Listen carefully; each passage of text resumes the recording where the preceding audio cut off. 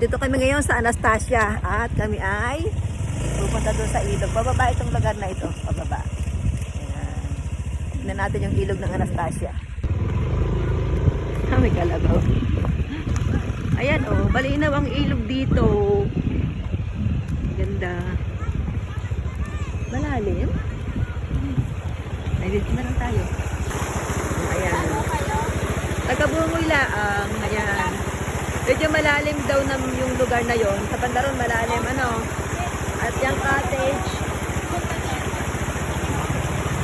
Ay, nakababasa. Yan, ang cottage ay 200. Ang ganda ng lugar. Ganda ng tubig oh. Kaya lang medyo malabo ngayon ano. Kulabo ngayon ng tubig. Ah, pero sa Pandaron malinaw. Malinaw ang tubig sa Pandaron. Ano nanay, nagbablog? Oo. Nakasama na yung pagtutkod ng Oo, nakasama yung pagtutod ng kaldero mo. Ano pangalan mo, Ineng? Ano pangalan mo? Ano pangalan? Christy. Ah, yan, si Christy. Oh, nagkukudkod ng kaldero. May mga isda raw. Ah, may isda raw dito. Ay, malinaw ang tubig. Malinaw, oh.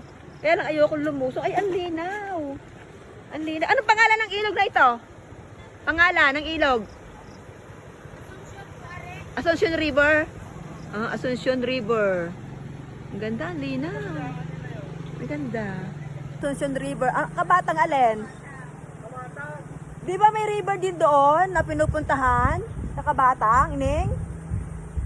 Meron din tong ilog sa Kabatang. Ano? May ilog din sa Kabatang. Ano pangalan noon? Kabatang River? Oh, meron din ng ilog dito sa Kabatang. Ang Kabatang kasi sa banda roon pa. Yan, ang kasunod dito ng Asuncion ay Kabatang. Yan, meron din dong river na parang kilala din. Ilan yung bang Kabatang ay sakop ng Chaong? Parang sakop na ng Chaong yung Kabatang eh. Ito ang Asuncion River na matatagpuan dito sa Barangay Asuncion, Dolores, Quezon. Isa ito sa napakaraming river na matatagpuan dito sa Dolores. Dinarayo din ito ng mga tao para sila ay maligo dahil napakalamig at napakalinis ng tubig dito na nanggagaling sa bundok, Banahaw. Talaga namang napakaraming ilog dito sa Dolores na pwede nating paliguan lalo na ngayong tag-init. At makasisigurado kayong malinis at malamig ang mga tubig ng ilog dito.